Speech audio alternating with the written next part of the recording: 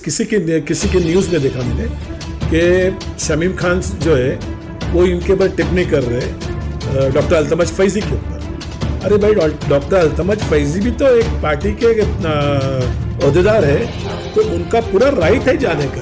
Operation अगर नहीं जाएगी, जाके चेक नहीं करेगी, तो आप लोग काम नहीं करोगे। उसके बाद में आप लोग तो हलचल में आए ना। वो 2 बार जाके जब उन्होंने अपने वीडियो न्यूज़ बना के डाले तो आप लोग हलचल में आए। और दूसरा मुझे एक शर्म आती है कि इन्होंने कहा कि भाई शेरवानी के ऊपर का, अरे आपको पहले पता होना चाहिए कि यही शेरवानी है जिन्होंने हिंदुस्तान को आजाद कराया। पंडित जवाहरलाल नेहरू शेरवानी पहनते थे, इंडिया के प्रेसिडेंट शंकर दयाल शर्मा शेरवानी पहनते थे, उसके बाद में फखरुद्दीन अली अहमद वो भी शेरवानी पहनते थे। ये शेरवानी है जिन्होंने भारत को आजाद कराया। और दूसरा इन्होंने कहा कि जो है अगर नई जब दुल्हन आती है घर में तो वो ये बंगड़ी है उसको ज्यादा खनखनाती है। आपको बोलने को भी अच्छा लगता है। आप शमीम खान कहीं भी डॉक्टर अल्तमज फैजी के बाजू में भी नहीं खड़े रहते। उनका एजुकेशन, वो एक लायक आदमी है और बड़े हाईली क्वालिफाइड आदमी है। मैं नहीं कहता हूं ये शमीम मोइन भाई, ये कुरान खुद कह रहा है कि एक पढ़ा लिखा इंसान और एक जाहिल इंसान एक जैसे नहीं हो सकते करके। ये कुरान ने कहा, मैं नहीं कह रहा।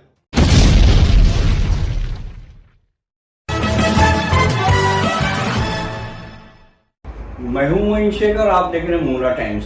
दोस्तों, जिस तरीके से कोरोना ने पूरे भारत में और खासकर महाराष्ट्र में जिस तरीके से अपना कहर बर्पा किया है, इसी गंभीर विषय पे बात करने के लिए हमारे साथ मुमरा के चर्चित समाज सेवक नूरुद्दीन नाइक साहब मौजूद है। आइए उनसे बात करते कि जिस तरीके से कोरोना वायरस ने एक तांडव सा मचा के रखा है और अब तक लाखों लोग इससे संक्रमित हो चुके हैं, हजारों लोगों की मौतें हो रही है प्रतिदिन। तो इस बारे में नूरुद्दीन नाइक साहब का क्या कहना है? अस्सलाम वालेकुम रहमतुल्लाहि व बरकातहू। नहमदुहु व नसल्ली अला रसूलिल करीम, अम्मा बाद। मोइन भाई, बहुत ही खतरनाक भयावह स्थिति है। हालात पूरे मुल्क के इस कदर खराब है जिसकी कोई हद नहीं। मैं भी इसको फॉलो अप कर रहा हूं कि क्या हो रहा है करके। आप देख लीजिए, इतना बड़ा देश है हमारा भारत, जिसको हम इंडिया में कहते हैं या हिंदुस्तान में। आज सरकारों की पोल खुल चुकी है, चाहे कोई भी सेंट्रल की गवर्नमेंट होने दो या स्टेट की, इनकी पोल खुल चुकी है करके। 1 साल के ऊपर हो गया कोरोना आके। चाइना में कोरोना चालू हुआ, चाइना से खत्म कर दिया उसने, और हम संगाई बनाने चले थे। हम संगाई की बात कर रहे थे।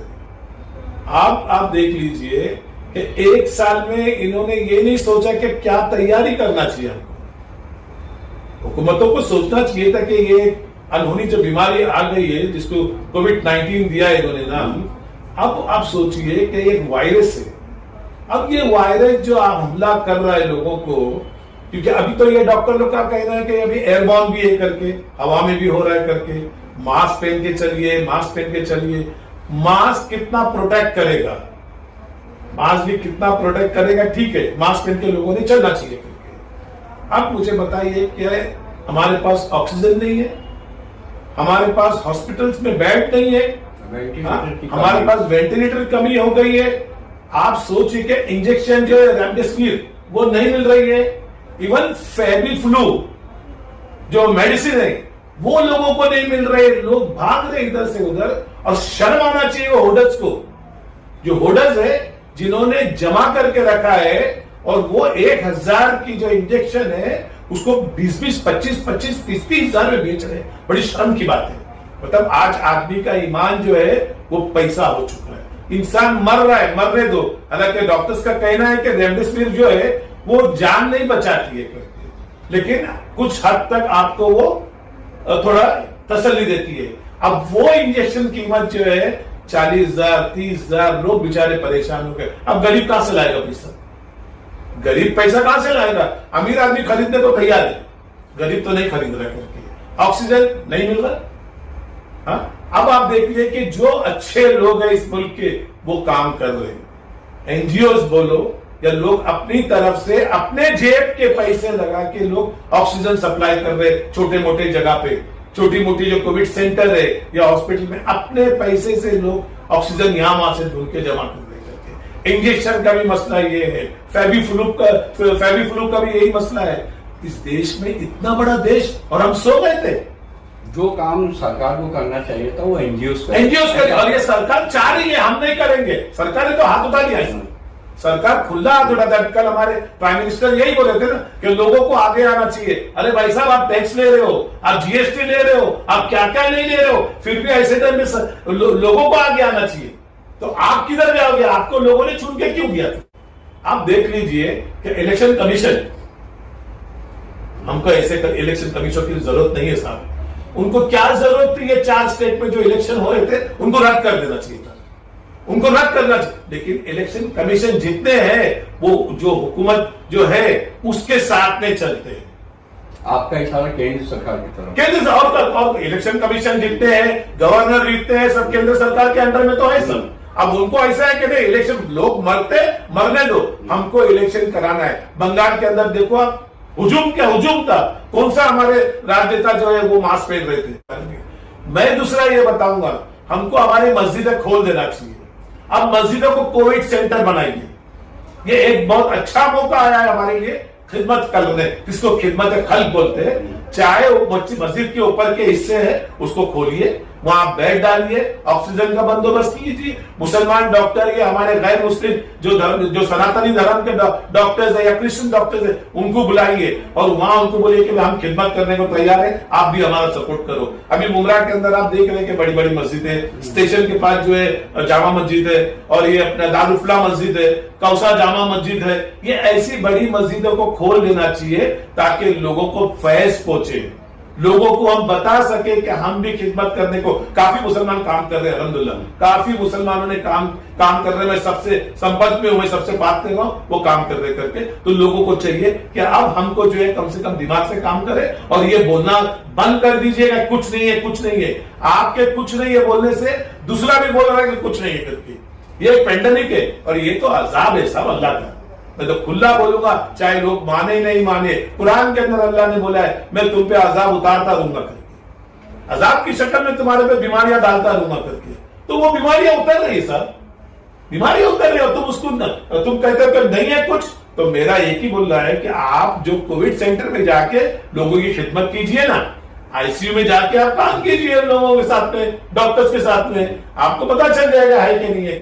सर मेरा आपसे सवाल है कि जिस तरीके से कोरोना वायरस काफी बड़ी तेजी से लोगों में फैल रहा है, कई लोगों की जानें तक जा रही है, ऐसे माहौल के अंदर भी कुछ लोग ऐसे लोग हैं कि मतलब राजनीति करने से बाज नहीं आ रहे, चाहे बम्बई हो या मुमरा हो, ऑक्सीजन को लेकर राजनीति हो रही है, जो इंजेक्शन है कोविड-19 का उसको लेकर राजनीति हो रही है। तो क्या कहना चाहेंगे ऐसी घटिया राजनीति को?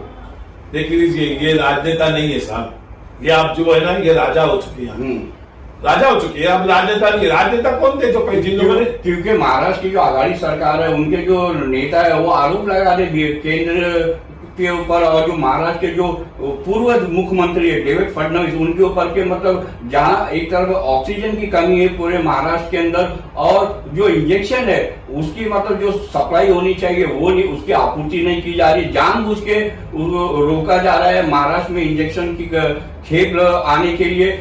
और ऐसा जो धमकी दी जा रही है कि जो इंजेक्शन बनाने वाली जो कंपनी है कि अगर महाराष्ट्र में आप लोग इंजेक्शन सप्लाई करेंगे तो आपका लाइसेंस रद्द कर दिया जाएगा, ऐसी भी बातें सामने आ रही है मीडिया के अंदर। क्या कहना चाहेंगे इस पूरे मामले को लेकर? साहब देख लीजिए, ये आरोप प्रति आरोप है। पॉलिटिकल पार्टी सब एक ही है सर। ऐसे टाइम पे उन लोगों को समझना चाहिए था कि आपदा आई है करके, एक बड़ी पेंडेमिक है, हमको मिलजुल के काम करना था। लेकिन आज भी इस हालत में वो सियासत कर रहे हैं। मैं सारे पार्टियों को बोलूंगा, आप मुमरा के अंदर देख लीजिए ना क्या सियासत है करके। एक कोविड सेंटर है वो, उसमें कई करोड़ रुपए खर्चा हो चुका है।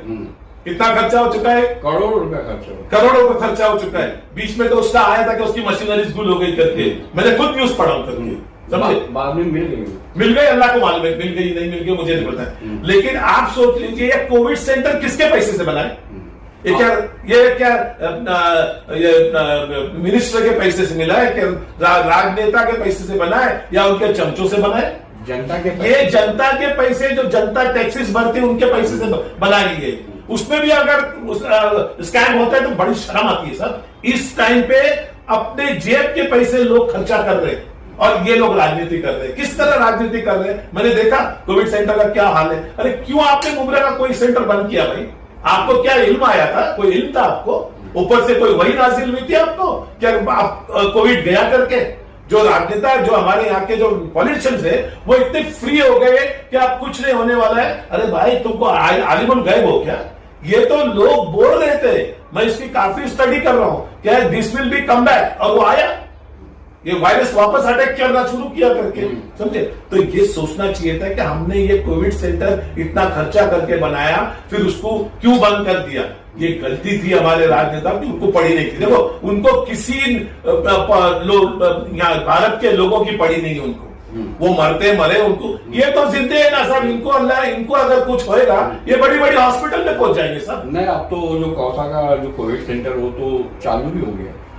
अब चालू हुआ, मुझे वो 2 दिन से कंटिन्यू डॉक्टर अल्तमज फैजी जो है वो कोविड सेंटर पहुंच गए।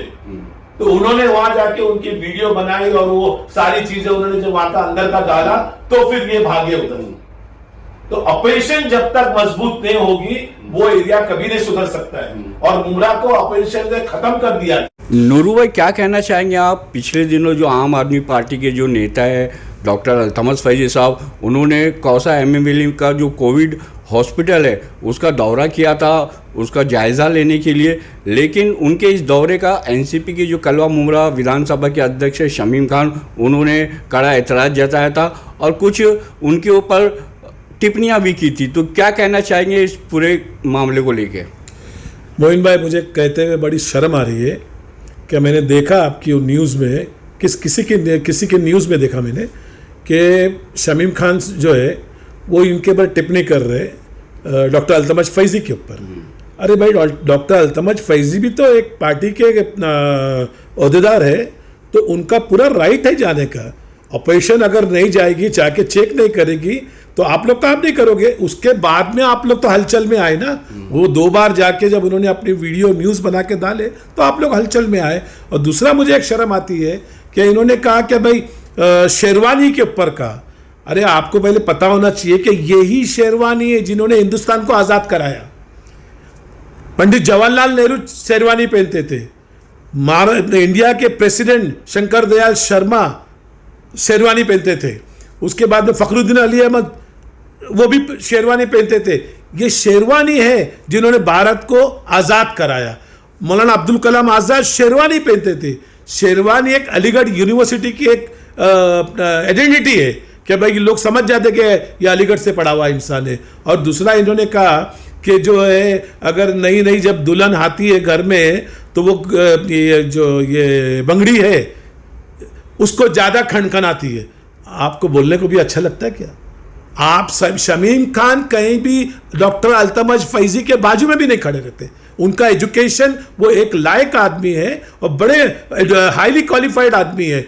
मैं नहीं कहता हूं ये शमीम अपना मोइन भाई, ये कुरान खुद कह रहा है कि एक पढ़ा लिखा इंसान और एक जाहिल इंसान एक जैसे नहीं हो सकते करके। ये कुरान ने कहा, मैं नहीं कह रहा हूं। आप बात कर रहे हो कोविड सेंटर की, कोविड सेंटर। अरे अब 13 साल से हॉस्पिटल बन रहा है, उसका क्या हो गया? कई बार आप लोगों ने प्रॉमिस किया, और वो 1 माले का हॉस्पिटल। कौन सा हॉस्पिटल? मनपा का सरकारी हॉस्पिटल जो 13 साल से बन रहा है। कई लोग बीमार है, वो कहां जाते बेचारे? ये 1 माले का हॉस्पिटल तो पता भी नहीं चलेगा, क्योंकि 1 माले का अगर हॉस्पिटल चालू करोगे तो कई टीबी के मरीज वहां पहुंच जाएंगे, कोविड तो बाजू में रह जाएगा, समझे? तो ये मुमरा के लोगों को सोचना चाहिए कि हॉस्पिटल कितनी नेसेसिटी चीज है, और आज तक हॉस्पिटल का ठिकाना नहीं है। इसकी गलतियां पूरी मुमरा के लोगों की है। मुमरा के लोग अगर जिस दिन रास्ते पे आ जाएंगे उस दिन ये हॉस्पिटल तैयार होगा। लेकिन मुमरा के लोगों को पता है हमको क्या करना है, मेरा काम बनता, बाहर में गई जनता, समझे? ये आलम है मुमरा का, कि जब तक आप अपनी आवाज़ के लिए, अपने हक की आवाज़ नहीं उठाओगे, काम नहीं होने वाला है। आप अपने घर में बैठे रहो। लेकिन जो बेचारे गरीब गुरबा, जो बेचारे, जो मुफलिस जो है, जो मिडिल क्लास की फैमिली है, वो कहाँ जाएगी अगर हॉस्पिटल नहीं होगा तो? ये 4 माले का हॉस्पिटल है, उसको कट डाउन करके पहला माला नहीं चाहती है प्रशासन मुमरा में खर्चा करे। प्रशासन बिल्कुल कोशिश नहीं कर रही कि मुमरा में खर्चा होना चाहिए करके। क्यों नहीं होना चाहिए भाई? क्या मुमरा टैक्स नहीं भरते? मुमरा के लोग टैक्स नहीं भरते? इनकम टैक्स भरते, जीएसटी भरते, म्यूनसिपालिटी के हर टैक्स भरता है मुमरा का आदमी, फिर भी बोले मुमरा के लिए देना नहीं है। वरना आज तक क्यों अपना ITI कॉलेज क्यों नहीं बना? आज तक लाइब्रेरी क्यों नहीं बनी हमारी? किधर है हमारा तुम्हारा ये क्या स्लॉटर हाउस? बड़ा मार्केट किधर है हमारा? मार्केट कहाँ है? हॉकर्स क्या करेंगे बेचारे? गरीब कहाँ जाएंगे? उनके पास पैसा थोड़ी है क्या बड़ी बड़ी दुकान लेके यहाँ बिजनेस करेंगे करके? तो उनको भी तो कुछ प्रशासन को बना के देना चाहिए। क्या बना के दिया है? कहां से विकास मुमरा का होगा मुझे बताइए। एक रिफॉर्म क्या हुआ है मुमरा में? मैं पूछना चाहता हूं, एक रिफॉर्म किधर हुआ है? एक इंडस्ट्री आई है क्या मुमरा में? आज कितने साल हो गए? 12 साल हो गए, 2009 से लेकर अभी तक 12-13 साल हो गए, एक इंडस्ट्री नहीं है। क्या हमारे आमदार साहब चाहते तो ये मित्तल ग्राउंड में इतना जो है वहां IT इंडस्ट्री नहीं ला सकते थे? एक रिफॉर्म नहीं हुआ है साहब। आदमी बेरोजगार है, क्यों? कि यहां कोई इंडस्ट्री नहीं है, कोई भी इंडस्ट्री नहीं है यहां, समझे? तो कहां से आपको रोजगार मिलेगा? ना यहां कोई कॉलेज अच्छी है, ना हॉस्पिटल अच्छी है, क्या चीज है आपके पास? मुझे बताइए ना। रोड जो है वो अलग चीज है साहब। तो ये महामारी के अंदर जो है ये हॉस्पिटल एक बहुत बड़ा काम करता है। आज पोल खुल चुकी है गवर्नमेंट की, सेंट्रल की और स्टेट की। आज मेरे बचपन से जो हॉस्पिटल देखते आ रहा हूं वही हॉस्पिटल है साहब, वही हॉस्पिटल है। आज लोग मर रहे हैं रास्ते पे, लोग बिगड़ दवाओं के जा रहे हैं साहब। मैं लोगों से हाथ जोड़ के रिक्वेस्ट करता हूं, अपने अपने घरों में रहो, समझे? इवन कब्रिस्तानों में जगह नहीं है। बड़े कब्रिस्तान बता रहे कि 27 तारीख से लेके आज तक का उन्होंने 180 मैयतें दफन की है। और पुलिस प्रशासन को परेशान मत करना, पुलिस प्रशासन काम कर रहा है, तुम्हारी भलाई का काम कर रहा है। अब तो हुकूमत में समझता हूं कल शायद पूरा कंप्लीट लॉकडाउन होगा। 3 लाख डेली हो रहे 24 घंटे में, 3 लाख। अब ये बढ़ेगा। अब अगर अल्लाह ना करे ये बढ़ेगा तो कहां तक जाएगा और क्या हालात होगी और किसके घर तक आएगा ये हम नहीं जानते। नूरुद्दीन भाई, जिस तरीके से आप कह रहे हैं कि सरकार ने जो गाइडलाइन दी है लोगों को उसका पालन करना चाहिए। हालांकि मुमरा की अगर बात करें तो मुमरा प्रभाग समिति में इस वक्त जो केसेस है काफी संख्या काफी कम है, लेकिन उसके बावजूद भी ऐसा देखने में आ रहा है कि लोग बिना मास्क के घूम रहे, बिना वजह सड़कों पे टहलते हुए नजर आ रहे। ऐसे लोगों के बारे में आप क्या कहना चाहेंगे? क्या मतलब उनको संदेश देना चाहेंगे इस चैनल के माध्यम से? देखिए, हम लोग मियाँ लोग हैं, हम मुसलमान थोड़ी है, हम मियाँ भाई लोग हैं। मियाँ भाई हमेशा ना रिजिड रहता है और उसको देता है कि यार नहीं यार मैं कुछ नहीं होने वाला है, मैं ऐसा हूं। ये छोड़ दो भाई, तुम्हारी वजह से दूसरे परेशान हो जाएंगे। अभी अगर हमारे यहाँ जो है अफेक्टेड लोग कम है, अल्लाह ना करे, लास्ट ईयर आपको मालूम है मुमरा का क्या हाल था? कई मौतें हो गई साहब मुमरा में, कई मौतें हो गई, कई लोग इफेक्टेड थे, कई लोग पैसे में बर्बाद हो गए उसकी वजह से। हॉस्पिटल के लंबे लंबे भीड़ भर के आए, मैं भी भीड़ भर चुका हूं, तो ये आपको सोचना चाहिए कि कहीं अल्लाह ना करे तुम्हारी जात से दूसरे को, किसी गरीब को अगर तकलीफ हो गई तो उसका क्या हाल होगा साहब। और ये ऐसी बीमारी है, ये ऐसा वायरस है, आपको अगर लग गया तो पूरे आपके घर को लग जाएगा साहब, फिर आपके अड़ोस पड़ोस को भी लग जाएगा।